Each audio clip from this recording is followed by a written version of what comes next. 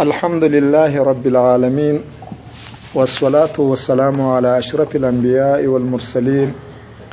وعلى آله وأصحابه أجمعين. بسم الله الرحمن الرحيم. والليل إذا يغشى والنهار إذا تجلى. دا سورة الليل ویل کیږي. وسر اول آیات کې د لیل ټکی راغلی ده، تسمیه د کل د په اسم د جز.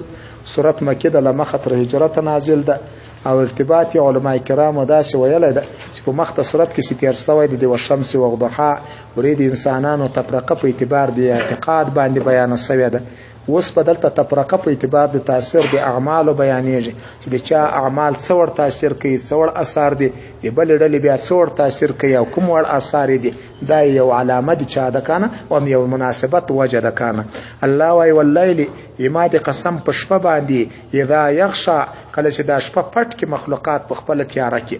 والنهار یما د قسم الله وايي په ورځ باندې اذا تجلى کله چې دا ورځ روښانه او ښکاره شي. وما او په غزات می د قسمی خلق الذکر چې غزات پیدا کړی د نارینه والانثى او زنانه. ځینې علما دا ما مستریه بولی او خلق په خلق باندې اړي و خلق الذکر والانثى په پیدایش د انسان نارینه او د زنانه می دی وای قسمی. ان سعیکم لشتا دا جواب د قسم چې دا تاسو سعی او کوششونه چې دي لشتا خامخا مختلف دي. دا نه چې ټول خلک چې اروړ کوشش کوي ټول به د حق ته رسیدلی، بلکې دا ټول کوششونه که په معیار باندې برابر و دا به حق ته رسیدلی کنه تبعی ده.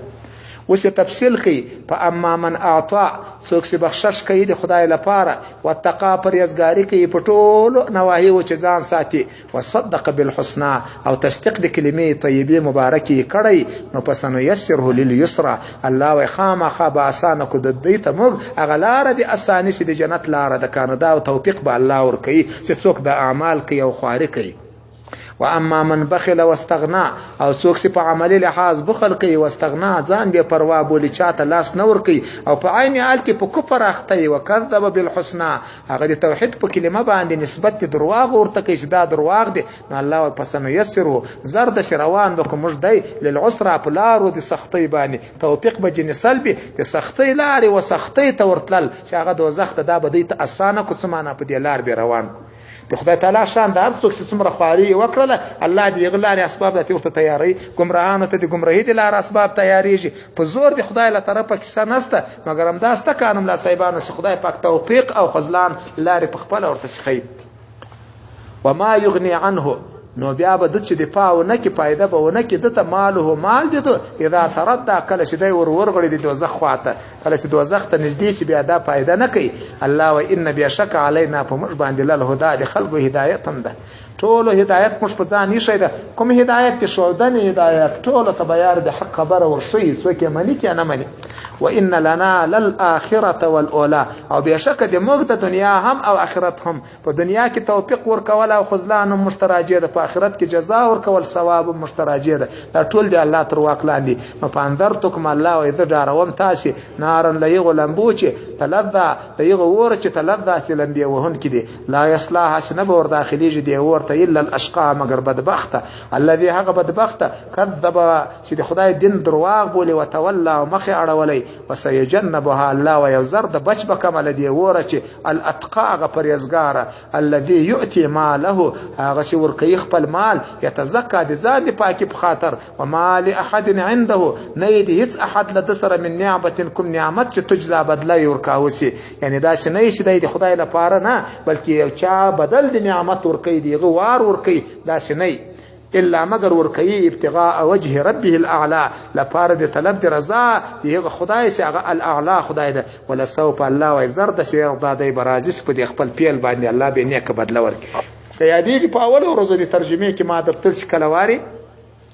د قران کریم لفظ هم خاص معنی هم مورد هم خاص په دغه ځای کې بیا د الفاظ عموم ته اعتبار نشته. یو لږه آیاتو چې دلته دغه ده علماء وايي دغه دوم آیات چې وسيجنبها الاتقى د الفلام کې عهد ده هر متقی نشي معهود متقی کې دا خبره راغلی چې هغه ابوبکر صدیق صاحب ده. په شان نزول کې ودا قصه نقل شوې ده د صاحبانو. نبی علی السلام یو ورځ په مکه مکرمه کې روان ده، کګوري د بلال صاحب د خپل بادار ظالم للاسه چې په وهلو ټکولو د دې ناری د احد احد وایي. نبی علی السلام سخت زړه درد وکړ، دا تکراری مسلې لیدلې و. ابوبکر تراغه او توای وای ته بلال ته نه ګوري چې دا په تکلیف باندې ده څو د پوس کې ستکه د نسته. ابوبکر صاحب پوس کور ته ولاړ، نو دی ور ریتل په اندازې سره زر پیدا کړی دي. اته ور تراړه غ ظالم ته ورکو بلال خلاص کو چې بلال څنګه آزاد کو. بلال صاحب د ستیک شي کو کنه چې څنګه واخته کې آزاد په خلکو کې دا چرچس ولا چې بلال یو وخت د ابوبکر سره څه احسانات کړی دي، دا رقم مصرف پی وکړو. نو خدای د آیاتونه نازل کو چې دا کوم نعمت یې غنه د ور سره کړی چې بدلا ورکي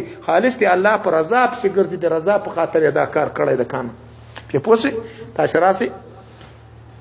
ولا سوف يرضى پورې می ترجمه را وکړه. دا بل سورته الضحى ویل کیږي. دا سورته مکه د لمخه هجرت نازل شوی ده او د دې سورته په مناسبت کې علما ولیکلي دي چې دغه ځای نه ولای لا دغه چې تر پای د قران په دې کې هغه مضامین بیرته راګرځي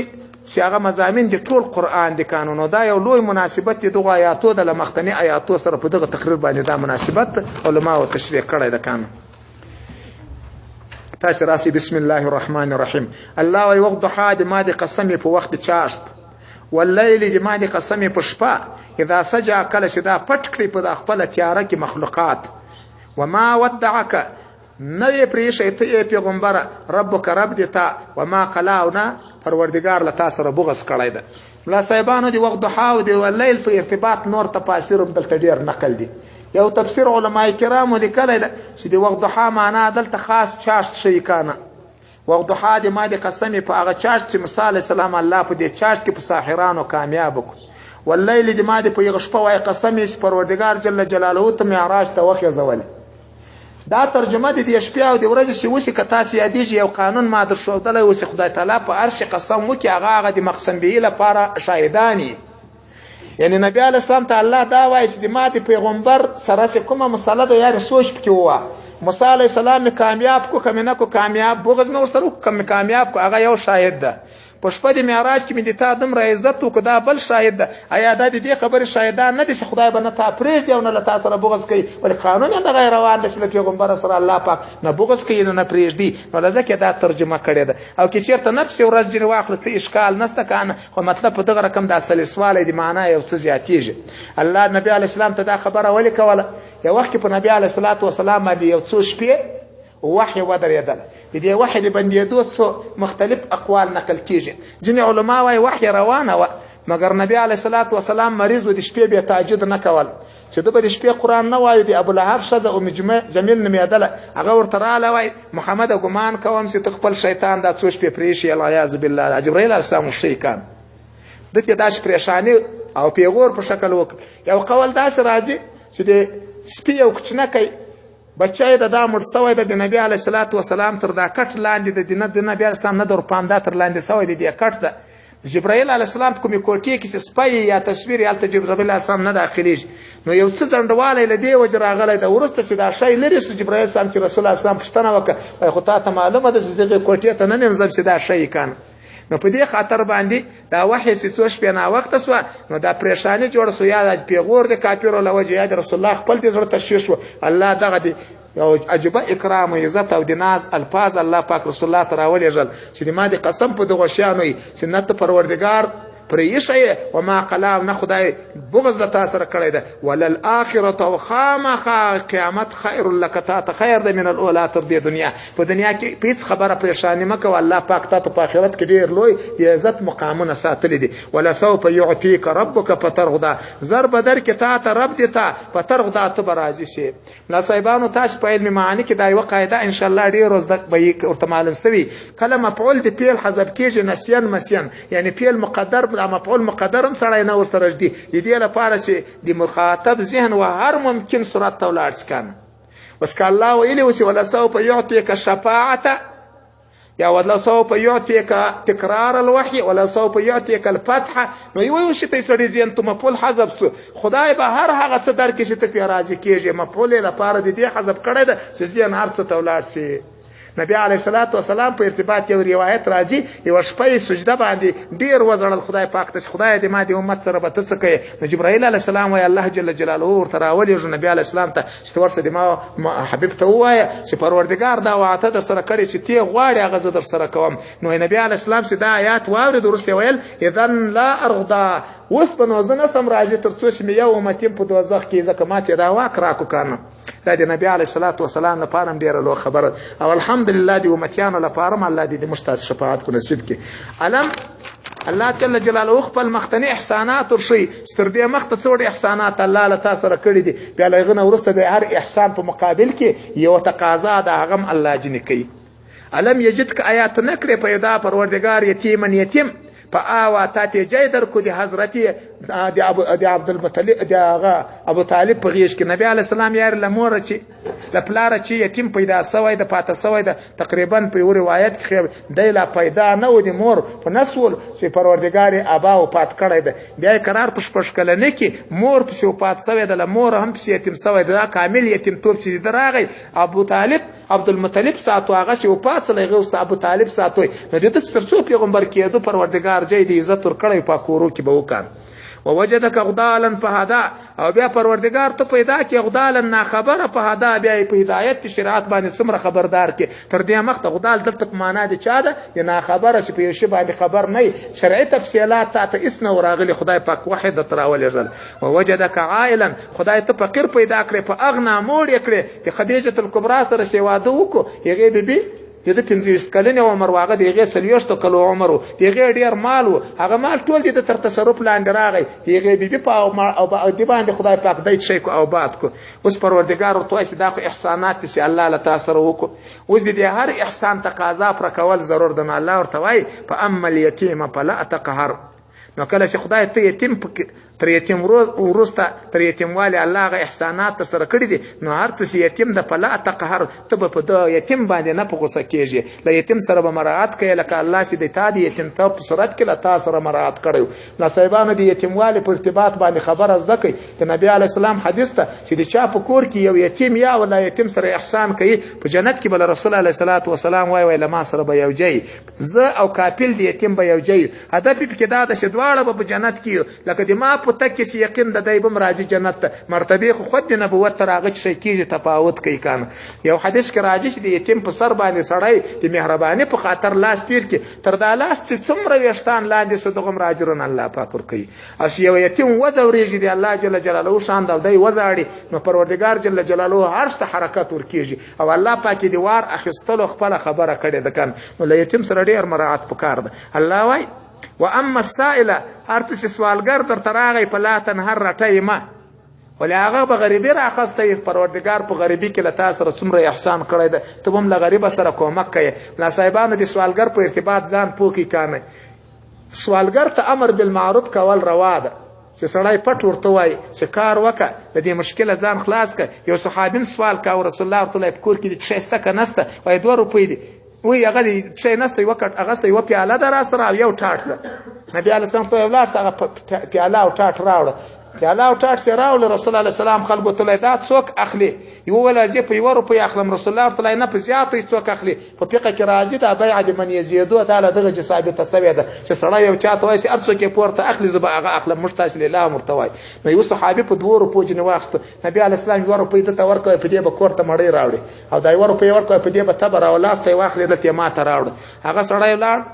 اته قرار تبر لاسته راوړ رسول الله اسلام په خپل لاس مبارک باندې تبر تلاسته ورواچو ته د ته لارسه لغرب بوټ راوړي خرڅي بیا څو شپې بیا ماته ناراضي کار بکې په واست سړی ولار بوټ راوړي خرڅي خدای کار جوړ کبل رسول الله تراغي ما کار سمس بیا سم فلا يد العليا خير من يد السفلى دا پورته لاس ډیر به تر د ترکته لاس نو پورته لاس والا جوړ کزان لکت یعنی سوالګری ته په داس تدبیر باندې هغه خدای ناروا ده د موږ د خلکو رقم سوالګری ورته راسي شیخ نور کې دی ته دومره لوی څټي د خو کار وکړ په ځواني دا کوي دا ناروا خبر ځکه دا خو ته توهین یې دی کنه نو فلا تنهر دا څه خبر ته چې الله دې درکې پروردگار دې درکې د ما عذر قبول کړه یا دې څوک ما کور سره وکړي واما بنعمت ربك فحدث او هر څه نعمت رب د شتات درکړه د فحدث کې بیان وکړه الته که تاسو متوجه سي درې شان مخته ذکر سو اول ته یتیم پیدا کړی چې درکو دیغه په مقابل کې په عمل یتیم فلا تقهروا دریم ری هغه شی ذکر کو چې وجدک عائلا تیم فقیر پیدا کړی وی الله مور کړی هغه په مقابل کې دا یاد کو کانه چې سائل سره تم گزاره کوه په منځ کې یو ټکی پاتې چې خدای ته به خبره له علوم او د شریعت پیدا کړی وي خدای په شریعت په علوم خبر کې یته لپاره پاتې کې اهتمام د شان باندې تفریح راوړ چې اوس دغه د علوم د شریعت په حد بیان کې په خلکو کې ولدای بس په واقع کې شکرانه ده چې خدای علوم درکړو چې بل چاته بیان د حدیث ټکین د ځین علما ولا نظر له دغه چې ماخذ شوی ده چې د شریعت علوم په نشر کوي رسول الله صلی الله علیه وسلم په دې حدیث او د حدیث په ټکی کې امر ورته شوی ده لزقي حدیث بولی کانه بسم الله الرحمن الرحیم دا سورت علم نشرح وای د دې سر د آیات چې راخستل سوی د مکی سورت تملا صاحبانو ربط یې لما قبل سره داده چې په ما قبل کې تسلی نبی علی السلام ته ده او دلته لوی تسلی رسول الله السلام ته ده دواړه تسلیګانې دي تاسو ورته وګورئ الله رسول الله السلام ته وای علم نشرح لك صدرك ایا موږ نکړه کلاو سینه دي ته تاسو لم خلاص نکړه ای پیغمبر دې دوه معنی دي یو معنی دا د نبی علیه الصلاۃ والسلام ته جبرائیل علیه السلام راغی پروردگار جل جلاله په امر باندې د زمزم دی اوبو ترڅنګ اپریشن د سینې وروکو بیا په دې سینې کې د پروردگار جل جلاله په امر باندې له هر انسان سره د نفس یو حز چې له مور پیدا کیږي هغه حز د نفس هغه جبرائیل علیه السلام لري کو دغه ماده د عصمت چې د پروردگار په دکې مقرر کړ لږه است د ایمان ته الله د عالمي مثال په شکل کې وجود ورکړیو له ایمان یې ورډک کو د شي نه بیا بیرته اپریشن شي کو وګڼډوي نو دا په واقع کې نبی علی السلام ته دا شق صدر دوه واری خو مشهور ثابت ته ځینې اقوال نورم راغلي دي نو دا یغه ته اشاره دی وا دوم دا د پروردگار جل جلاله هغه علوم او دی وحی ته د نبی علی السلام سینه کامله مستعده وګرځول دا شرح صدر د الله پاک له سره کړی دی تاسو نه مخلاص نه کړل دي قبول ته ووضعنا عنك وزرك الله وای موږ لري کوله تا چې وزرک ته هغه ته پیټي نصیبانو د رسول الله السلام دي چې پیټي پروردگار له رسول الله السلام چې لري کړه د شدت کې په نعمتو کې ور یادای هر چا باندې د پیغمبري مسؤلیت راغله دا ساده خبره نه ده په دې اوس جاهل زمانہ کې د عالم وظیفه دمر سخت د څوک بزو املا نه کې دا مسؤلیتونه وویني دا ستړیا وي دا مشکلات وویني مګر پروردگار په سره کم جامعه کې دای پیدا کړي څونه ستړی کارو خو الله جل جلاله دا قوت ورکو چې په سړی سینې ټول کانز غمل حتی یو هلې به وټکولې به پښو چې به ویني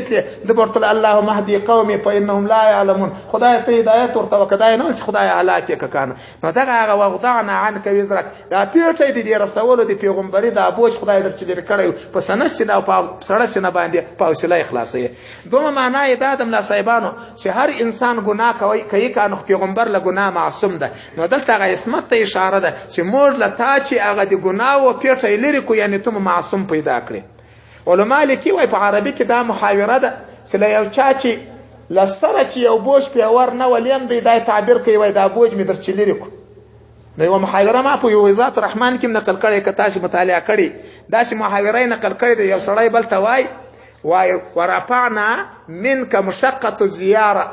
مال ته چې د ماده زیارت کول او مشقت پورته یعنی ګوره شرا نسی زنه خپکېږم چې ترانسی دلته ظاهر دای معلومه شي مشقت خيار بار کړی د اوسه پورته کو دي مطلب دای چې لسره اله تا چې راتګ نه غواړم دلته هم دغه ده چې یعنی ای پیغمبر لسره پیټه دی ګناه او پتا کې نسته نو ما در چې پورته کو سمانه لري مکو یعنی دا منه پیټه دی ګناه لته کې نسته ولې ته چې معصومي د لاسمته چې دا تعبیر وس ان شاء الله په پوس مختولارس الذي هغه پیټه ان قضى ظهرك چې ما تکړی وي تاملاک چیرته موجود سوی وي دا په هغه دومره ترجمه په اوله ترجمه هغه پیټه شوار لواري ته دومره ورخطا کړی وي چې ملادي مته دو تصور دی کاو الله پاک په تسلط دین پتا باندې ورس ورفعنا لك ذکرک او مش پورته کړی دی پیغمبر دې تا ذکر د نبی علی السلام ذکر پروردگار جل جلاله څور پورته کړی دی یو پورته کېدا خیدا د تاسو وګوري چیرته چې په عالم اسلام کې نه بلکې په کوپر کې مسلمانان چیرته وسیږي خو پنځه وخت به خدای له نامه سره د رسول الله نوم په لوی आवाज باندې ویل کیږي که بنه ویل کیږي اشهد ان محمد رسول الله لا اشهد ان لا اله الا الله سره ویل کیږي سهار پورته کېږي دی الله نوم واوري سره د رسول الله سلام نوم ماشپن سره پورته کېږي واوري مازدګر چې په کار اخته واوري په مشام کې یو شاعر وایي مبارک فضم الاله اسم النبي الى اسمه وريوجيك الله جل جلاله اسم دي نبي وخپل اسم ته في 5 اذا قال المؤذن اشهدوا وپنځو وختو کې کله چې مؤذن اشهدوا وای نو دا د خدای پاک له طرفه چې د دې نوم پورته کېدا ده کان دا په داسې جامه کې نبی عليه السلام ته به تسل خدای ورکاو چې کله به کافرانو ویل وای دی ابتر ده اولاد یې نسته څنګه مړ چې ته میراث ته څوک به یادم نه کې الله وای ته نوم به تر قیامت پورې ورک نشي دا خدای تعالی د پیغمبر د نوم پورته کېدا نو فإن مع العسر يسرا نو بشکل سختی سره اسانسته یې پیغمبره ان مع العسر يسرا بشکل دغه سختی سره بل اسانه مستکانه له هر سختی سره سو اسانه دي دو اسانه د نحوی قانون خو درته معلوم ده چې معرفه بیرته معرفه راو ګرځي اول بجنی مرادي العسر معرفه په الف لام بیا العسر معرفه په الف لام نو دا دوم عسر هغه اول عسر ده او یسر نکره را ګرځیدل ده نو هغه اول یسر او دوم یسر دو دانې سو عسر یو دانه سول نو بس پروردگار دا قانونم جاری ده چې دین په خاطر په چای وسخت رااله الله به په بدل کې څو اسانه ورکي دوه اسانه او دا ادنا ده ځکه دلته رسول الله سلام سختي تیر کړې دوه نه دي ډېر اسانه الله ورکړي دلته اوس موږ تاسو لیست ورته وکتل نو بس خدای پاک دا قانون دی الله د دین په خاطر کچای وسختي تیر کړه الله پاک به څو اسانه راولي دوه اسانه کله دنیا په لازم چای وسختي تیر کړه خو صبر یې پکې وکړي شریعت موافق کړه الله پاک به څو راولي دوه اسانه به خامخا ورته راولي کنه هغه یو شعر مزده دا شعر څوک ویلی تاسو وایه څه اذا اشتد بك البلوى ففكر في الم نشرح که چیرته په تا سختي ورغلي د مشکلاتو نو فکر وکړه په الم نشرح کې په عسر بین یسرین دا مې درچ غوښته دا غلط شعر ده غلط کړای مده دا مشهور سوی دا غلط مولانا عبدالحساب یو ځای لیکلی وغه نادر تر پام کیږي په عسر بین الیسرین په ما بین د دوه اسانو کې سختي و سختي اذا فکرت او ففرح دلته کله د غیر قران معلومیږي د قران خو تاسو وګورئ دوه عسر معرفه ده په اول عسر سره متحد کین عسر ورته مخته کوي یسر یار راغلی ده یسر بیا راغلی ده نو خو اسانه ورسته تر سختي دوه دانی دا نه چې سختي په منځ کې یو مخته اسانه و ورسته او په دې کې کله تسل راځي تسل خو راځي په دې چې سختي وزغم او بیا خدای دی په جای نو دلته په واقع کې دا شعر غلط سوی ده دلته به دا شعر وای فبعد العسر يسرين اذا فكرت ففرح فبعد العسر يسرين دا شعر بوایس ورسته له عسر به دوه اسانه راوړي چې کله فکر پکې وکړي ته خوشحالي حاصله وکړي دا د دقت کتابو خبره من درځه بسم الله الرحمن الرحيم سورة التين دا سورة التين ویل کی جمله صاحبان تین د انذر نوم د وسپراتن کې په اول آیات کې دا ټکی راځي دا سورته هم شي د کنه مکی سورته ملا صاحبان پرین دا انځ په نور لانور اختصم الله ان مع العسر يسرا الله فاذا فرغت کله چې دعوت لکاره فارغ شي فانصب ځان ستړی کوه په خصوصي ارتباط له الله سره و اذا ربك وخاص رب ته فرغب رغبت کوه ملا صاحبانو نبی علیه الصلاة والسلام ته الله وای کله چې ته فارغ شې له چی شي فارغ شې پنځه په چی ځان مصروف کړه دې کې څو تفسیر راغلي اول تفسیر نبی علیه السلام ته الله ویلي کله چې لپاره مانځه چې فارغ شې پنځه په دعا کې ځان ستړی کوه دعا ورسته لپاره مانځه چې الله پاک قبلې کان دا یو معنا دوه معنی دلته دا ده کنه کله چې لپاره سړی خالص په نوافلو د شروع کوي فنصب درېم معنی دا ده کله چې په اجتماعي خدمت یې انسان اخته لکه تقریر کوي تبلیغ کوي لږه ورسته چې لږه فارغ شي خصوصي باید سړی وخت له خدای پاک سره ولري چې خپل ځان د اصلاح لپاره کوي موږ ډیر مشکل په دې ځای کې دا ده کنه موږ عام مسلمانانو کې خو مشکل نه کوي خو په علماو کې ما څومره لیدل دي اکثره چې ډیر په تعلیم او په تدریس باندې مشغول شي ډیر واره د خصوصي وختونه نه لري دا موږ ملایان ما باید خصوصي وختونه ولري چې الله سره د خپل ځان لپاره محاسبه وکړي ځکه په اجتماعي مسایلو کې کار څومره ډیر اجرونه خو ډیر ریاوي او سمعتونه پکې راځي نو دلته الله پاک نبی علیه السلام ته دا خبره کوي ان شاء الله په پوښتنه کړه دا دوی ترجمه مې مشهور را نقل کې زشت زیاتې ترجمه کتابو کړې وې دي و الى ربک فرغب بسم الله الرحمن الرحیم دا سورته تین وای ملا صاحبانو والتين الله پاک قسم کوي په انذر باندې والتين ما دي قسم په انذر باندې والزيتون دي ما دي قسم په زيتون باندې ملا صاحبانو په انذر الله قسم کړی ده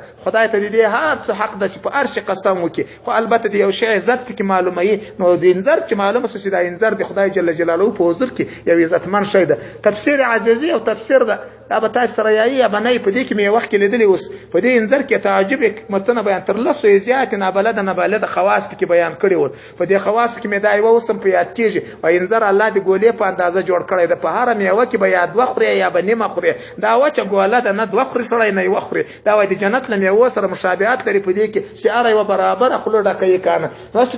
تعجب خبره راخستې پکې نو دا تعظیم دي چا ده کنه د دې انذر ده ځینې علما وايي دلته ذکر دي انذر د مراد وطن دی انذر ورشي شام ده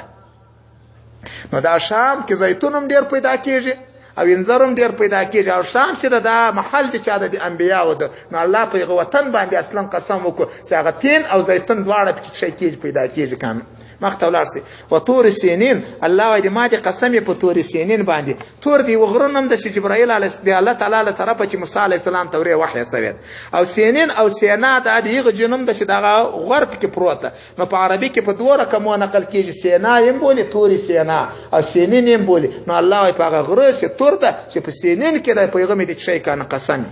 وهذا البلد الامين او الله په دغه وطن می دي قسم دغه بلد چې مکه مکرمه ده الامین د امن والا وطن ده څوک چې ورته داخل سي هغه په امن کې نو قسمونه خو الله وکړه الله وایي څه وایي لقد خلقنا الانسان بشک ما پیدا کړی د انسان په احسن تقویم په ډیر شایسته انداز کې می پیدا کړی ده ډیر شایسته جوړښت می الله وایي ور کړی ده کنه په دې ارتباط کنه تاسو یادېږي ما یو خبره درته وکړه په یو مجلس کې یو وزیر خپل شجې ته ډیره خوشاله ویلو چې کبه ته تر سپوږمۍ شایسته نه په دې پسري واره طلاق یې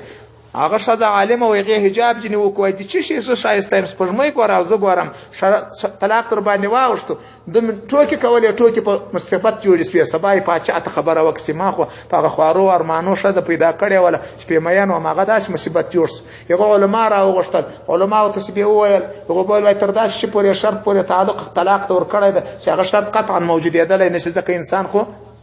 تر سپوږمۍ شایسته کېدل نه شي او دا قانون د طلاق تر داس شرط معلق کې چې د شرط وجود ممکن نه وي د طلاق واقع کېږي کنه واقع کېږي خو تاسو طلاق واقع په دې ځای کې د امام صاحب یو شاګرد ناست هغه ځخ نه کوي پاچا مخ تر راوړو وای دی خو ټول وای چې په دې سړی شذ طلاق سو ته څه وای وای زه بل نظر لرم وای څه نظر لري وای زه چې قطعا نه په طلاق کېږي ولې نه په طلاق کېږي ځکه پروردګار جل جلاله وای د مشپږمۍ لپاره چیرته ویل د اسلامي په احسن تقویم کې په شایسته جوړښت پیدا کړي د خدای د انسان لپاره مطلق ویل چې ما په شایسته انداز پیدا کړي نو د شذ تسپږمۍ د قران په ثبوت باندې شایسته ده نو خبره خو سم اساس کتريغه شایسته نه وای طلاق ده دا خو تر شایسته ده نو ولې به طلاق کېږي اته خبره سره خلاص شو نو وخت ولرس الله وای ثم رددناه اسفل سافلين بیا موږ ورګرځو دا انسان واغلان دي لاندنیو ته والاندې پور دي لاندنیو پور ته ورګرځو دي ټیک سمانه ده دوه ترجمه علما او مشهور کړي اوله ترجمه یې ده چې انسان خدای په شایسته جوړښت کې پیدا کو انسان بدبخت دي کو پر لار ونیسي ا دې شایسته جوړښت والا انسان ولار چې په اسفل سافلین دوزخ کې ځان یې غته ورسي کان دغه تقریر موافق الا الذين امنوا وعملوا الصالحات استثناء ډیر ښکارا لګیږي ما سي ولاغه کسان چې مؤمنان او نیک اعمال کوي هغه اسفل سافلین ته نه ځي ځینې علما وایي چې انسان پروردګار په شایسته جوړښت کې پیدا کړی ده خو چې زور چې تر هر حیوان تباہ او برباد ځای ښکاریږي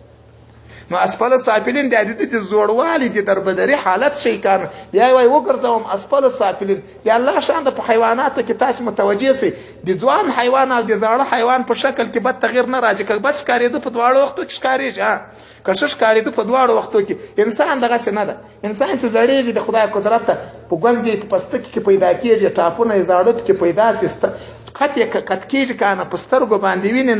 نو دا شکل او دا کیفیت یې ټول کمزوري کیږي چې څومره وخت یې پیوځي یې خلکو هغه مینه چې له د سره هغه مینه کمیږي او کمیږي فقط د دین په خاطر خلک ور سره ولاړ پلار می دا ورور می دا استاد دا یا مسلمان د سپینجری دا نو دی الله پاک شان د نور ټول کیسې کې خراب شي حتی تر حیوانات په مشکل په دی اخته سي چې حیوان ګټه طریقه ساتم خلک په عقل کنور اسمه یا لال به کې کالات په پستکه په ګټه کې د انسان هغه خبرې هم نسته کانه نو لاړ چې اسفل سافلین وس الله دلته په استثناء منقطع سره دا وایي چې اسفل سافلین یو عادي خبره ده چې دی ورغه دي د معنا نه ده چې تباسو ذاتی ګټه پیو در د نه مؤمنانو صالحانو ته الله بیرته په جنت کې هغه لوړه درجه ورکې بیرته اجر دوامداري په هغه کې بیا زړواله يم ناراضي ان شاء الله په پوسټ دا بل معنا ده الا الذين ما شاء ولا یغو کسانو امنو چې د ایمان لري او عمل الصالحات او نیک اعمال کوي فلهم د دې لپاره به اجر اجر غیر ممنون پرې کېږي بنه د جنت میوه د جنت نعمتونه دا پرې کېدا نه لري.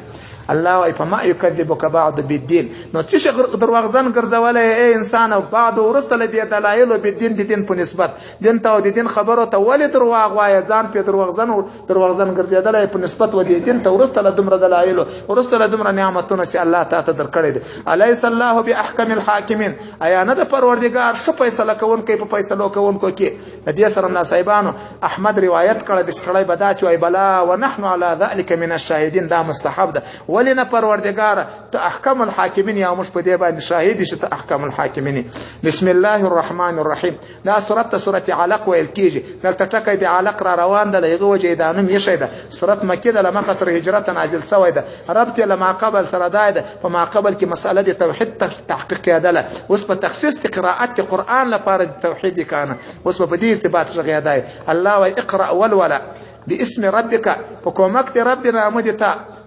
فكومكت نامد ربتا الذي هغ رب خلق شتي پیدا په ټول قرآن کې اول آیاتونه دغه 15 آیاتونه تر معلم يعلم پر ورسېږي دا په قرآن کې پر راجح کول اول ور نازل شوی. نبی علی السلام په غار حرا کې شپږ میاشتې نبی علی السلام پر دغه روزي چې دا نبی علی السلام باندې شي نازلېدل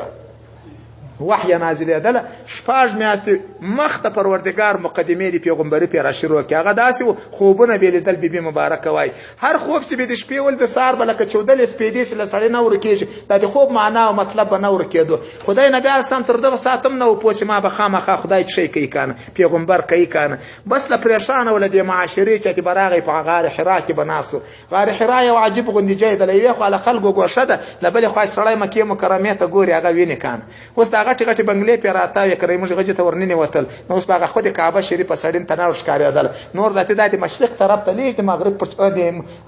د مشرق خدا ده کنه د مشرق په طرف لمکه مکرمه د غر پروت دی الله تعالی شان ده زه په دا غټ غرب باندې ودرېدم هغه د جبل هغه باندې جبل ثور باندې په یغه کې ټوله نقشه د مکه مکرمه سړی معلومه ولس ټول په مشرق را پراته دي ما یو نه پرتل مال د مشتاج ډیر شبخت برابر د افغانستان ټول شان د مش خواته دی وای سره کم ټول شان دغه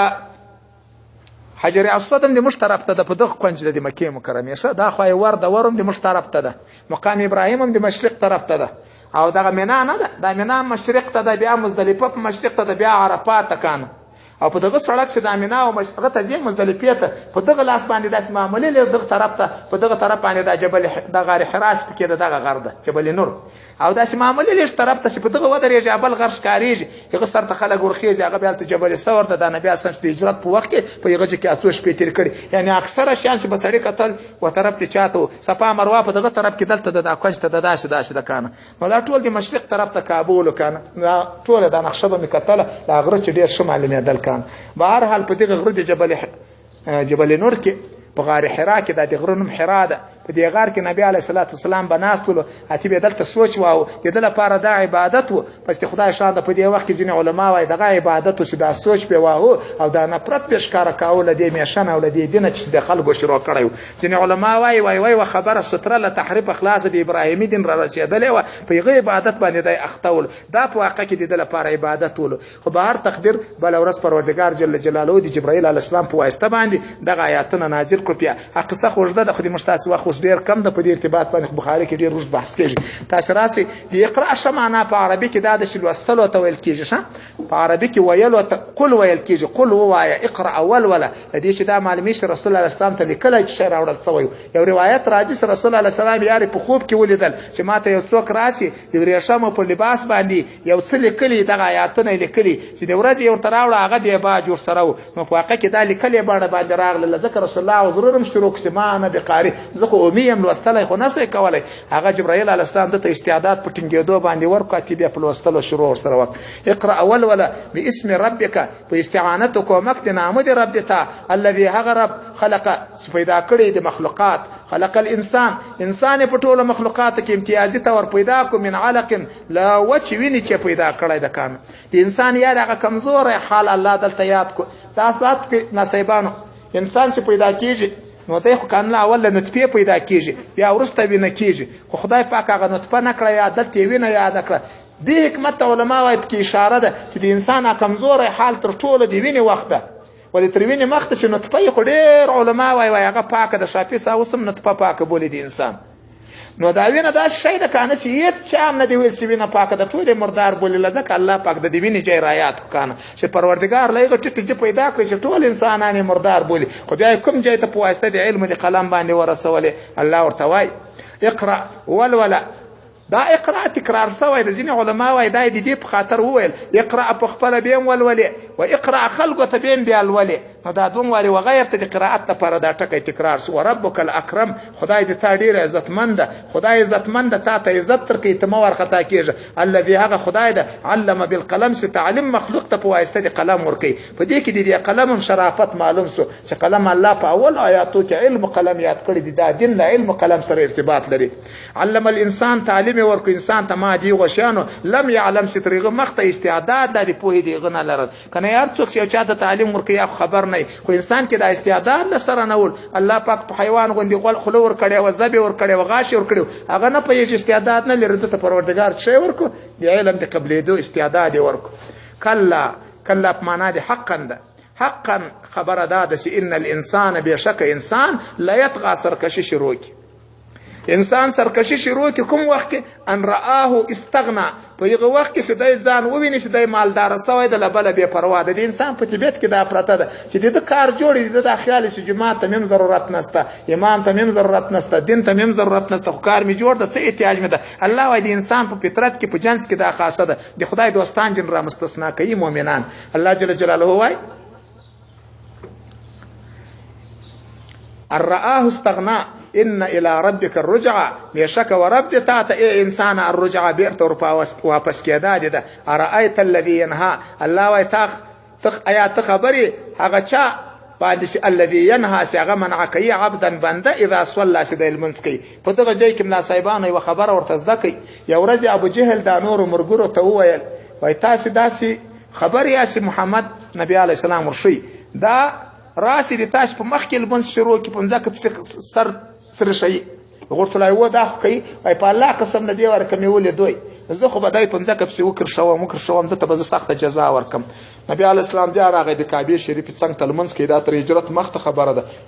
ابو جهل ظالم ورولار چې څنګه ورولار سي دی الله شان د ملائکه را ورسېدلې کې دوی دغه په مابینس کې ملائکه حائل سره په دوی یو داسې دهشت راغی په طرف باندې په منډه باندې راغی چې ورته څه وصول وای د ما د په منځ کې می وکند لیدل د ما قسم چې زما د نږدې کېږم په دې کنده کې به ول وژم بس په دغه باندې الله پاک دا آیاتونه نازل کو. وای ته نه ګوري یا آیات خبري الذي هغه سړی ينهاس منع کوي عبدا د خپل د بنده اذا صلى سکل غل منس کوي. آیات خبري ان كان على الهدى کدا پیغمبر په هدایت چیم دی په منع کوي او امر بالتقوى یا امر په تقوا باندې کوي بیا يم باندې دا نه د مناسب. ارايت تخبري او یا ارايت تنولدل ان كذب وتولى چې د نسبت درواغو د خدای دین ته کړی وتولى مخي اړولای ده. الم يعلم دینه پیش بان الله يرى خدای ویني د خدای له پیغمبر سره دښمنیم خدای ویني. کله دا چې نه د لکې د ګمان ده چې په پیغمبر باندې بزڅ وکمه بلکې لم ينتهي کدای منع ونکله د خپل گمراهي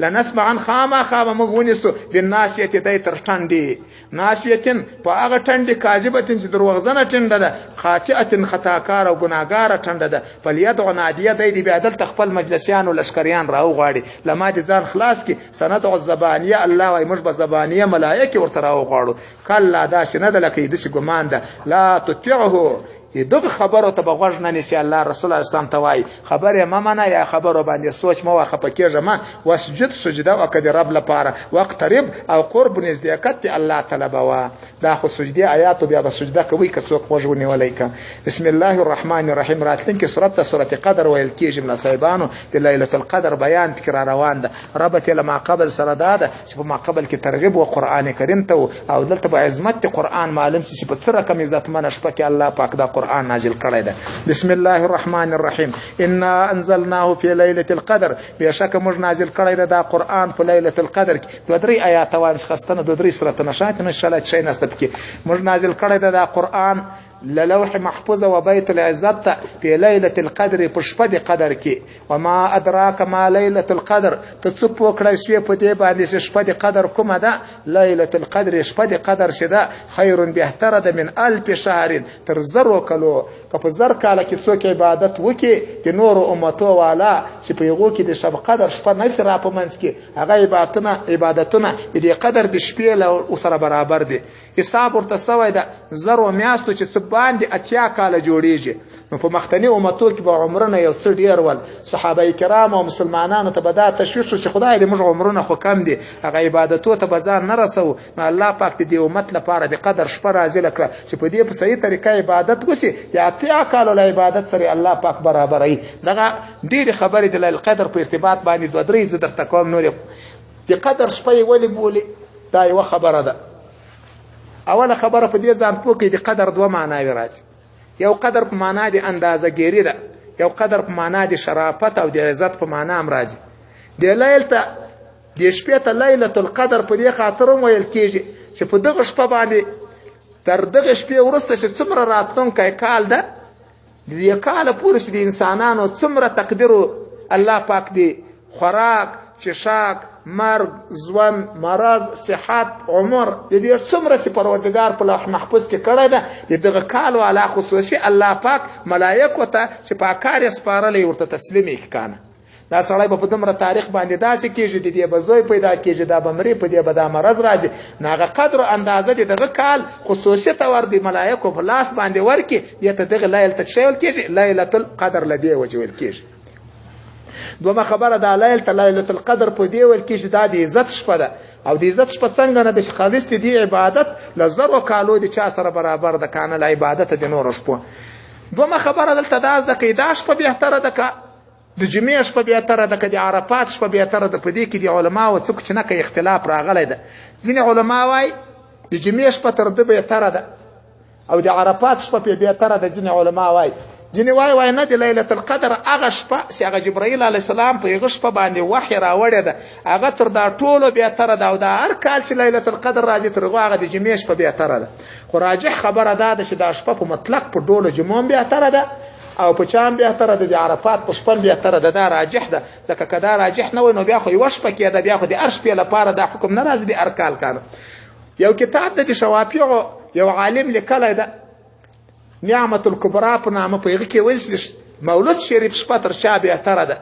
د قدر تر شپې بهتره ده خو علامه الوسی رحمه الله په روح المعانی کې لیکلي دي چې په دې خبره باندې د چا اعتماد نشته یعنی دا خبره چې ده کانه ضعیفه ده کان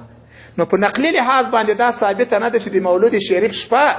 تر شب قدر بهتره ده بلکې په قران دا ثابت ده چې شب قدر عبادت د مولود شریف تر شپې بهتره ده منتعدی په عقلي دلیل و خبره کوي د ځینې علما چې د مولود شریف شپه کې د الله جل جلاله پیغمبر موجود سوی ده نو دا د قدر شپه چا راوښودله رسول علیه السلام نو چې رسول علیه السلام راوښودله نو خو د رسول علیه السلام راتګ و دنیا ته ذریعه د دې شپې د قدر هم سوه نو له دې وجې د مولود شریف شپه تر چا پسې بهتره نو ملا صاحبانو دلته یو دوه خبرو ته متوجه سي اول نبی علیه السلام هر کال زیږي که یو کال زیږېدلی نو خو دغه دوی دلیل عقلی خو یې دی هغه کال لپاره لګي چې رسول الله وزیږېدوی هر کال خو به نه زیږي او دلته قرآن کې د لیلة القدر د هر رمضان لپاره خبره راته صحیح ده که دوم مشکې د شب قدر شپې ته وګور مشکې د قدر په دغه لحاظ خبره کوي چې عبادت پروردګار ډېرو درجو ته ورسوي د مولود شریف شپه خو په دې رقم باندې موږ ته ډېره عزتمنه ده چې خدای پاک د دواړو سارو جانو سردار راوستی د موږ ته محبوب دا خو یقیني موږ ته ډېره محبوبه ده خو خبرې په دغه کې دي چې اوس عبادت کې کوم یو بهتر ده په عبادت کې هغه خو بېخي رانقل نه ده بلکې د مولود شریف المنزل بېخي د رسول الله په وخت کې سوي نه دي ښه دا زده کوي د صحابه کرامو په وخت کې نه دي سوي دا تقریبا سبان 300 کاله وروسته د مولود شریف المنزل را شروع شوې ده دا د مظفر الدین په نامه باندې یو پاچا ده او حافظ دحیه په نامه باندې یو عالم دی یو کتاب هم لیکلی ده کنه هغه لخوا چې دا تنظیم جوړ شو بیا د مولود شپېرې په لمانځنه شروع شوې ده. نو رسول الله اسلام نه دا شپه لمانځلې ده نه دا ورځ، صحابه و نه دا شپه لمانځلې ده نه دا ورځ. نو دا خبره ډېره خطرناکه کېږي چې سړی یوه خبره د مستحب درجې داسې مقابلې ته واچي چې له شب قدر سره جنګوي. راځئ دا بلې خبرې ته وکړو چې اوس دا مولود شریف خپله لمانځي د دې حکم څه ده که نه. دا خبره ولو که د پاکستان نوي فتاوایې ډېرې په دې خوا باندې تللې دي چې دا بدعت بولي که نه، خو دا زده کړئ د پاکستان فتاواوې د پاکستان په فضا کې ګورئ هر وخت ښه، هر چېرته به فتاوایې په هغه فضا کې مطالعه کوئ. دا قاعده ښه زده کړئ، دا ډېر ورته متوجه سئ. ورته په پاکستان کې چې څوک مولود لمانځي هغه د موږ غوندې خلک نه دي، هغه بریلویان لمانځي. بریلویان تقریبا داسې عقاید لري چې په ترجمه کې مې څو وارې تکراري درته ویلي دي. نو هغه یې دا لمانځي چې رسول الله اسلام حاضر و ناظر بولي، ویله موږ سره ده په دې جشن کې راووځي ډلونه ورسره یې بیا هی جشن میلاد النبي چغې وایي. دلته د موږ تاسې لمانځل په خپله نظر کې وګورئ، دلته موږ د څه لپاره لمانځو چې د رسول الله اسلام په سیرت خلک خبر کړو، د نبي علیه السلام معجزې له خلک واوري. نو که چېرته دا درې خبرې پکې چې نه دا راته معلومه شي چې دا فرض واجب ده، داسې ونه وایي په مولود شریف کې چې بیا بدعت جوړېږي. دا یوه فرض واجب او سنت پې نه وبولو. یوه دومه خبره چې داسې وکړي چې بدعات و منکرات پکې نه وي، ډلونه نه پکې ویل کېږي، ښځې او نر خلط نه پکې کوي که نه، موضوعي خرافات نه پکې ویل کېږي. دا یې دوه خبرې. او دریم په دې نیت چې خدای جل جلاله د نبي علیه الصلاة وسلام د سیرت د معلومېدو لپاره یوه ورځ د معلوموي، لکه دا رمضان چې د چیش لپاره موږ تاسې معلوم کړو د ترجمې لپاره. دا بدعت ده،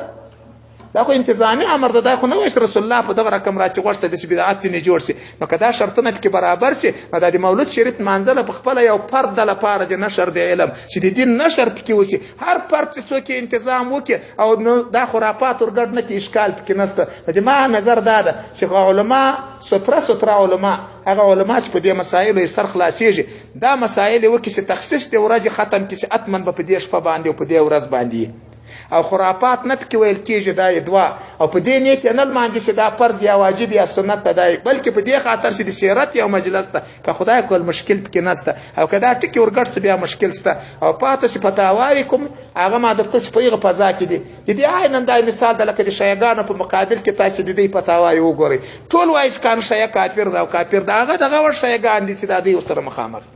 هغه حضرت علي صاحب اکثره پیغمبر بولي، وایي جبرائیل خطا سوی و حضرت علي صاحب یې وحی راوړله دورې چې نیوس وکان. او په موږ راتاو شیعګان ولو که د سن دې تر نوکه پورې ټول له بدعت ډک دي، خدای دښمنان دي. خو د کفر ټکه چې پکې پیدا کوي نه پس په دې وخت کې د امام صاحب د مذهب موافق. نو یعنې هر چېرته به سړی کوشش کوي هغه په فضا کې به کوي. یوه بل هم په دا فتاواو کې زده کوي، دا هم ډېره ضرور ده. د هر شاعر چې د خدای تعالی په دوستانو کې تېر سوی د هغه په شعر به هم فتوا د ده تر نظر لاندې ورکوي. دا هم تراپیات څه، دا هم ډېره ښه خبره.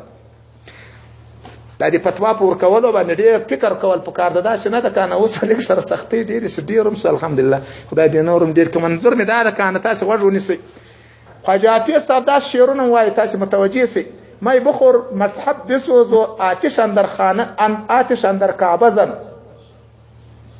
می بخور مذهب بسوز و آتش اندر کعبه زن، صاحب بتخانه باش و مردم آزاری مکن. پیپوس شراب بخوره بیت الله ته ور واچوه، پلانه وکړه پلانه وکړه، خو هسې مردم آزاري مه کوه. اوس هلته خواجه حافظ زموږ له اولیاو چې بولېدل ته دا ور شعر راغی. نو په احسن الفتاوا کې مبارک لیکلي دي دا هغه صاحب چې دا سړی چې له خارجه تا ته معلوم وي چې دا د خدای دوست، شعر بېقرار دی ده تر نظر لاندې ترجمه کوي چې دی څه وایي، می څه شی یې، کعبه ته اوس څه شی یې، هر څه به د ده معلوم کړي چې فتوا پې ورخوښه کوه چې تا د ده درک لا نه ده معلوم، د دې خوا پې ورخوښه چې کار خرابېږي که نه خرابېږي. په دین باندې پوه کېدا ډېر سخت کار ده، پروا نه لري. دا د ما زیاتې خبرې که وخت نشته دا بیا به بل وخت کېدلی چې تاسې ووایئ چې نه راځي په لاس باندې. زه یو څو نورې خبرې هم درته وښیم چې په دې سره پوه شو که نه. کله چې سړی په خبره ځان نه کړي په فتوا کې په ډېر لوی مشکل اوړي. یو شعر راځي، په دې شعر کې داسې راغلی دی چې 100 کاله عبادت سړی وکړي د خدای له دوست او له پیر او له ولي سره یو کار ناسته یو ساعت ناسته پې مهمه ده. دا ډېره سخته خطرناکه ښکارېږي. ظاهر د خدای جل جلاله عبادت په مثال کاله کړی، او بل ځای به د خدای له دوست او له ولي سره یو ساعت کېنم، دا به پېښ شي که نه. نو داسې جاهلان د ځان لپاره وایي، خو دروغ وایي. هلته دی پیر کله پیر هغه زوی مړي ژیره تر بیخه خریېلی فاسق و فاجر الله دې هدایت ورته وکړي، دی لاس پسې نیولی هغه پرېږدئ چې د شریعت برابر خبرې شي، د دې شعر په مطلب ځان پوه کړو چې هغه عالم وي، هغه د خدای پلار برابر وي. نو اشرف علي تانوي صاحب لیکلي دي چې هر سړی چې په نګراني د خدای د دوست کې نه تنها په انفرادي صورت عبادت کوي ډېر بهتر عبادت ته 100 کاله 1 میاشت 1 کال مګر د الله شان د حملې د شیطان چې په امن نه چې خاتمه کې مشکل ورته جوړ نه کی په مغرورتیا یا اخته نه کی او چې تر نگرانی د اولیاء ولاندې او د مرشدین ولاندې عبادت کوي لدی مشکلات وخلاص نو دا سړی چې 100 کاله عبادت کړي له دغه خاص خاصیت په خطر کې د دای نه په خاتمه کې شیطان حمله پی وکي او مغرور کې په مصیبت اخته کی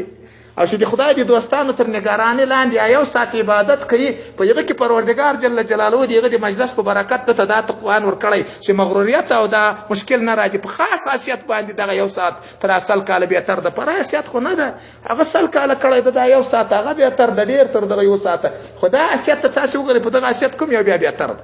دغه یو ساعت کې نسته یو مسله دغه بل نظر درته وکم چې بشپ په پوسه شپالي صاحب د کوم جراح چې دا یو ساعت کې چې په دغه اشیاء واخلې طریقه بیا تر ده تاسو په حدیثو کې اوریدلې دي چې 1 روپۍ د ست خړل تر اویا واري د مور سره تر زنا به تر ده کنه ده نو تاسو فکر وکړئ زنا ته تاسو سوچ وې زنا کوچنی خبره ده کنه بیا له مور سره زنا بیا یو واري نه اویا واري یقیني سړی ځین ته سوال ورځي سود خو یقیني کو نه ده کنه کبیره ده مګر دا فاحشه خو ډیره بده فاحشه ده چې زنا ده بیا دومره واري زنا ده پیژ اوس تاسو متوجه سي دي خبره ته وګورئ دا په خاص حیثیت ویل سوي دي ټول حیثیت ته ما ورځي په کوم حیثیت ویل سوي دي کسړی العیاذ بالله لمور سره زنا وکي دا حق العبد که حق الله ده د خدای حق ته کړي بنده خو د خدای حق ده یو واری وکړه دوه واری وکړه او یا واری وکړه هم د وسه ټول حق د خدای ته کنه ده او یو روپۍ د ست چا حق ده د بنده حق ده د بنده په حق کې سړی در تخرن چې ته خدای در بخشي دا یو روپۍ او دا یا ورزنا ک الله پاک غواړي به د بنده لخرنټ کېدوی در بخشي کنه بخشي نو کوم یو اسانس په دغه اسیت باندې هغه ور په سخت سو تر چا تر دی بیا ور ان شاء الله سر خلاص دغه سیاستو ته ډیر متوجه کیږي دی به سړي سر په خبرو خلاص ولاړ خو نه په بل خوا کا راضي مخترس الله جل جلاله بیان کوي تنزل الملائکه والروح نازلیږي ملائکه او روح جبرائیل علیه السلام په دې شپه کې باذن ربهم په حکم دی رب باندې الله ورته تاسو کته سیدی الله شان د ګوري دا نش پر روانه د شب قدر عام تور په دې باندې زنه وجه د شب قدر کې کومه قول راجح ده داس دکی د امام صاحب چې یو قول را نقل شوی ده چې په ټول کال کې ګرځي یو کال کې مثلا په برات کې به یو کال په رمضان کې کېدای شي بل کال په کوچنی اختر کې دا یو مشهور قول راغلی ده خو راجح قول د موږ د مسلک هم ده چې دا په رمضان کې بیا راجح ده چې دا په لسو شپو اخیرو کې ده په لسو شپو اخیرو کې په تاک شپو کې ده یوستم دروستم پنځوستم ووستم او نوستم کې ده خو یو صحابي ده یو راوی ده زر ابن حبش نمیږي هغه له حضرت ابی چې پښتنه کوي هغه صحابي ده چې د شب قدر شپه په دې تاکو شپو کې په کوم کې ده یو قسم په یو کې استثناء نه وکړي چې ان شاء الله وای په وستم کې ده کان ما صحابي په قسم سره وایي په وستم کې د نو ډیره زوره خبره ده چې د شب قدر شپه کوم شپه سکانه د وستم شپه نو دا یاد ساتي دا الحمدلله د موږ الله سو تعالی نه ده نن شپه روانه ده ټول غنیمتونه دي خو کاسې مې پام سي خدای نه کړدس په دې سوچ کې نه چې زده مې کوز د څه کو کنه شوی کو الله دې وکولو توفیق راکړي بل خبره ده زده کوي په دې شپه باندې الله پاک جبرائیل علیه السلام له ملائکه سره راولېږي جبرائیل علیه السلام له ملائکه سره ګرځي یو ځای چې خلک د خدای په عبادت باندې ویني الله پاک ته راپور ورکوي خدای پاک مغفرت ورته کوي کان نو دا بس د الله پاک ته راپور ول د الله ته بیغم علم استخاصه عظمت معلومي نو په دې شپه باندې ما په یو کتاب کې ول د قوي خبره نه ده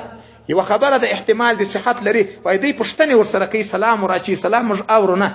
دا خبره خو ثابته ده سلام اچي یو پښتنه کوي اما دا سړی به څه په سلام راواچ او پښتنه دا خبره قوي نه ده په یو کتاب کې مې ولیدل که سړی په عبادت یا په دعا اخته و بلا اختیار زړه ورله او زړه نه رئیس داسې احتمال شته چې څوک چا سره مخامخ سو ملاقات له ملائکه سره وسو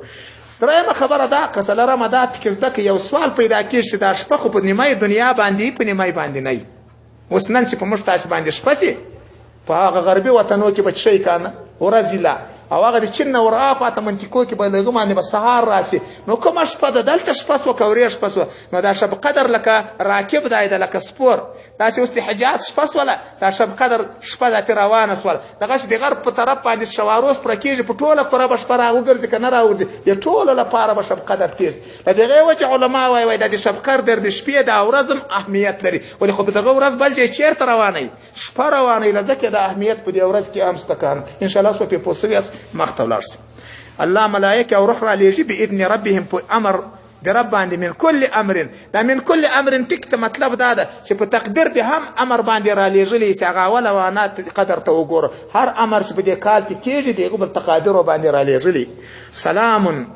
هي حتى مطلع الفجر سلام احتمال دې ده چې دغه هي لپاره مبتدا مؤخر خبر مقدم ده یعنی هي د شپه ټوله سلام دکله سلامو او له سلامتیا چې دکان او یا به دا سلام مستقله خبر د مبتدا کوي چې هي د شپه سلام له سلامتیو ډکه ده او هي د شپه روانه ده حتی مطلع الفجر تر څو پورې چې کېږي چې سپېدې راچوي دي دغه سهار بسم الله الرحمن الرحیم دا سورت بینه ویل کېږي ربط له ما قبل سره دا ده چې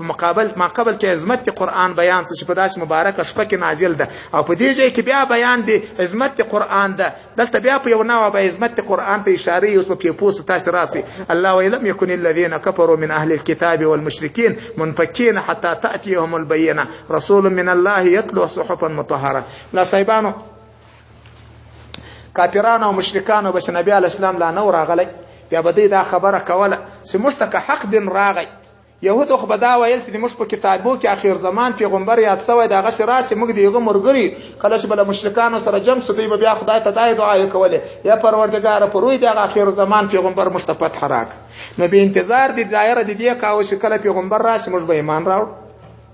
او مشرکانو به بیا ویل موږ ته خدای کتاب نه درالېږلی که د یهودو او د نصواراو غوندې کتاب په موږ باندې راغی موږ به ډېر اهدا سبیلن یو تر چا تر دی نو اوس الله په طریقه د ترټنې یادوي چې دا مشرکان او دا یهودو خو په خپل زعم ویل چې موږ به په دا خپل میشن روان یو تر څو چې خدای پیغمبر رالیږي بیا به واوړو اوس خو راغی هغه پیغمبر له خپلې ګمراهي خو اوس بیا هم نه اوړي کان داسې اوس دا ترجمه راوکړي لم یکن الذین کفروا نو دا کافران من اهل الكتاب که اهل کتاب او که مشرکین منفکین جلا کېدونکي نه وله د خپل دینه د دوی په زعم طریقې وي خاص غایې پورې چې حتی تأتي یوم البینه چې راځي به دوی ته بینه چې بینه به څوک رسول من الله رسول د خدای به یتلو تلاوت کوي به صحفا مطهره پاکې پاڼې د قرآن بیا په قرآن کې به کتب حکمونه یې لیکل سوي قیمه قیمتي او د لوی درجې والا اوس الله وایي دا ټولې خبرې څه ورشوې هغه خو راغی یا پیغمبر خو ما تفرق الذین اوتوا الکتاب تفرق نه وکړو هغه کسانو چې دوی ته کتاب ورکړ سوی ده الا مگر من بعد ما جاءتهم البینه وروسته له هغه چې دا بینه ورته رال نن چې په دوی کې نیمه یو ایمان راوړ او ډېر په کفر پاتې شو دغه تفرق په دوی کې وروسته تر دې بینه راغی تر دغه مخته خو به دوی ویل چې که دا بینه راغله موږ به شی کوو ټول به شی راوړو ایمان راوړو اوس خو تر دغه وروسته دا مشکل لا ده پیښ ده وما امروا دوی ته امر نه وسوی الا مگر لیعبدوا الله چې دوی به عبادت کوي د خدای مخلصین له الدین خالص په خپل عبادت خدای کوي حنفاء بندگی به څخه کوي د خدای طرف ته وي ويقيمون الصلاه او شیخ منځونه بکي ويؤتون الزکات او زکات ورکي وذلك دغه د خدای عبادت په توحید سره او د اقامت د صلات او ایتاء د زکات دین القیمه دا دین دی یو کسانو د هغه ټولې قیمه ده مستقیمه ټولې لپاره دغه دین د کانو ان الذين كفروا الله بشک هغه کسان چې د کافران دي من اهل الكتاب که اهل کتاب دي والمشرکین که څه دي ها که مشرکان دي په نار جهنم دی په ور دي دوزخ کې خالدین فيها همیشه به کې اولئک دغه کسان هم شر البریه دا بدترین دي مخلوقات دي ان الذين امنوا وعملوا الصالحات خو هغه کسان چې نیک اعمال کوي او ایمان لري او نیک اعمال کوي اولئک دا کسان هم خیر البریه دا بهترین دي مخلوقات دي جزاؤهم عند ربهم جزاء بدله بد دي لرب سره جنات عدن چې هغه به جنتونه دي دوامدار اوسېدو تجري من تحت الانهار خالدین فيها ابدا رضي الله عنهم الله لدينا راضي سوي ورغدو عنه دیل پروردگار راضی دی ذالک لمن خشی رب دغه د احکام بیان یاد د خدای پاک جنتونه دیغه چا لپاره دی خشی رب سدا ریږي د خدای العذاب چې مؤمنان دي مؤمنانو لپاره دی دغه یو دوه درته وایم بس کومه دا سورته زلزال بلل کیږي د زلزلې احکام فکر روان دي د زلزلې د خاص زلزلې ذکر دلته فکر غلې ده لما قبل سره د رب په دې کې ده چې په ما قبل کې نعمت رسول الله صلی الله علیه وسلم ذکر کیږي او دلته پروردگار له اخرت چې منکر لپاره چې له دغه نعمت خدای محروم کړی دي دغه ذکر راځي الله و اذا زلزلت الارض زلزالها کله چې زلزلہ راشي په دې انځکه باندې هغه زلزلہ چې ورسره لګیږي له دې انځکه سره ټوله ونشي د انځکه واخرجت الارض اثقالها او راو باسي د انځکه واخرجت الارض راو باسي د انځکه اثقالها خپل بوجونه په دې انځکه کې نه څومره خزانه دي د قیامت کې راغورځي چې څومره مړی کې پراته دي دا براغورزار کې وقال الانسان وبوا انسان ما لها د انځکه د څور پیښو ټول شان راغورځي انتظار کو انسان لري موجودي یوم اذن په دغه ورځ به تحدث اخبارها بیان شروع کی د خپل خبرونو په دغه ورځ به د ظالم باندې خپل د انځکه وای دلته را باندې زنا وکړه دلته د کوپر کارو کو دلته دا وکړه د انځکه به بیان شروع کی الله وای بان ربک په خاطر دې به دا بیان کوي چې رب دې تابع او حال هادیته وحی کړي یوم اذن په دغه ورځ باندې د قیامت به یستر الناس اشتاتا راوبوزي د انسانان لقبرو چې اشتاتا ډلې یا ورو وګرځي د خدای حساب ته د خلق ډلې ليروا اعمالهم چې دوی بدلی د خپل اعمال وویني نو فمن يعمل مثقال ذره کچا عمل کړي په اندازې دی وی ذره په اندازې دی وړانګې دی وی بسر کې خیرا دی خیر یره بدله به وویني دومره زره خیر چې چاره سوالي بدله به ویني حضرت عائشه چې یو چا سوال وکړي یو روایت کې راځي چې شی راک د قرار یو کوچنی د غنم دانه ورکړل هغه د غنم دانه ته داسې وخت الویدا د وڅ شی راک په دې کې به څومره زری الله وای دي هر زری اجر درکوم په دې ضرورت خدای ماته اجر راکړي نو څنګه دا خبره خلکو ته ورزده کوله دا ورته ویل ومن يعمل مثقال ذره چاشه عمل کړي په مثقال دی وی زری شر اند شر یرا و به من کان جزاء کدي الله دی عدالت دی فضل دی کرم معامله و نسی او خپل الفاتسی دا بیا د خدای فضل و کرم ده چې ګناوي وړي الله بخشي په توبه یې بخشي په حسناتو وړي ګناوي بخشي لوی ګناوي په توبه بخشي بسم الله الرحمن الرحیم دا یو سره ترتوان والعادیات غضبحا الله وای د ما دي قسمی په هغه اسانو باندې منډه وهون کې باندې غضبها چې په وخت منډه کې هنيږي کانه دا اصل مجاهدینو په اسانو الله قسم وک دا غضبها یعنی دا ورته اس کې ورته دا اسان خو تاسو واست په دې منطقه کې نه دا سسنیږي ورته کې ورته وای فالموريات قدحا الله دې ما دې قسم په غاسانو باندې چې ور بلون کوي په پښو باندې د مجاهدینو آسان چې په ډبرو کې خصوص ول دا سوی به د غدې ورسره لګېدي او په اسوب څخه شي نالي د ډبرو سره غو به تونه کې پادولې روناوي به پادولې په دې مې د قسم الله وای فالمغيرات صبح د ما دې قسم په هغه اغاره اچونکو کې په وخت سهار د دشمن په کلی باندې په وخت سهار کې اغاره واچول کان فاثرن به نقع فاثرنا الله واي په وخت سار کې به دا هغه واچوله فاثرنا راپورته به کو به سبب دي یعنی په دې وخت سهار کې نقعا غرزنا فوسطنا به جمع فوسطنا به الله جل جلاله او نن به وتل په مابینس کې جمعا د ټول دشمن د ټولي دا د مجاهدینو دي اسانو باندې ما مجاهدین په دې یاد کړی دي قسم غلو کوم طرق راغلی خو شرافت چې معلومیږي نو د دشمنانو په اسانو باندې شرافت نه کان دا به د مجاهدینو اسان الله وان الانسان بشک انسان لربه خپل ربته لکنو د ډیر ناشکرته ده هر انسان په طبيعت کې دا د شدیدین په تعجب معذب نشي د ناشکرته و انه بشک دا انسان على ذلك لشهید په د خټول خبرو باندې گواه ده وانه بشک دا انسان لحب الخير فمن دي مال کې لشدید ډیر سخت ټینګي افلا يعلم ايات نه پیږي اذا بعثر ما في القبور کله چې راپورته کړي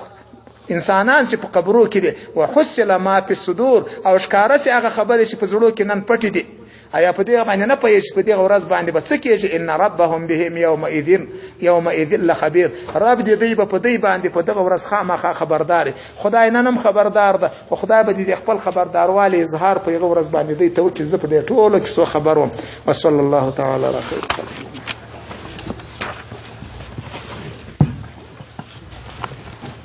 الله امين الحمد لله رب العالمين والصلاة والسلام على أشرف الأنبياء والمرسلين وعلى آله وأصحابه أجمعين اللهم افتح لنا بالخير واختم لنا بالخير واجعل عواقب أمورنا بالخير كلها سبحانك اللهم وبحمدك نشهد أن لا إله إلا أنت نستغفرك ونتوب إله العالمين بدينا استغفر والدقار دي تارزان بنسب خدای جل جلاله دې قرآن کریم څومره ترجمه کړي پروردګار کله لفظي غلطي راځي سوي کمانوي غلطي راځي سوي په توجیه کې غلط سوي الله العالمین یا دې مجلس بیا دې راځي سوي صحیح توجه مونږ کړي خالقت مغفرت را توکي خدای جل جلاله په دې مجلس کې له یو چا سره دی وس کڼ په مخ باندې پروردګار شنیت یا خدای لپاره خدای هغه مشټولو تر حساب کې اله العالمین نیکیم په نصیب کې خدای علم په نصیب کې عمل په نصیب کې خاتمیم په ایمان کې خدای په دې مجلس کې ناس خلک څومره حاجات مطابق تشریعات لري ورته پرې کړي خدای که قرضداران له قرض اخلاص کړي پروردګار جل جلاله اصلاح دي اعمال یې وکړي خدای جل جلاله دي حلال واسع روزي چشتنانه کړي پروردګار نیک اولادونه ورته ورکړي خدای جل جلاله کورونه ورته آباد کړي خدای که بنديان مسلمانانو له بند اخلاص کړي قرضداران له قرض اخلاص کړي مسافر دي مسلمانان په خیر او خوشحالي او په غنیمت خپل کورونه تراو ګرځي الله العالمین اولادونه مرته اصلاح کړي خځه مرته اصلاح کړي ځوانان مرته اصلاح کړي خالق د امزکه د تا د کتاب د تا د خدای په دین ځکه د کتاب قانون راولي د قران قانون راولي خلق له دې بدبختی له پریشانۍ اخلاص کړي عافیت په نصیب کړي اللهم صل وسلم على سيدنا ونبينا ومولانا محمد وعلى آله وأصحابه أجمعين برحمتك شيخ صاحب تاسو ټول طالبان شاګردانو ته مبارکي د اخیری ورځې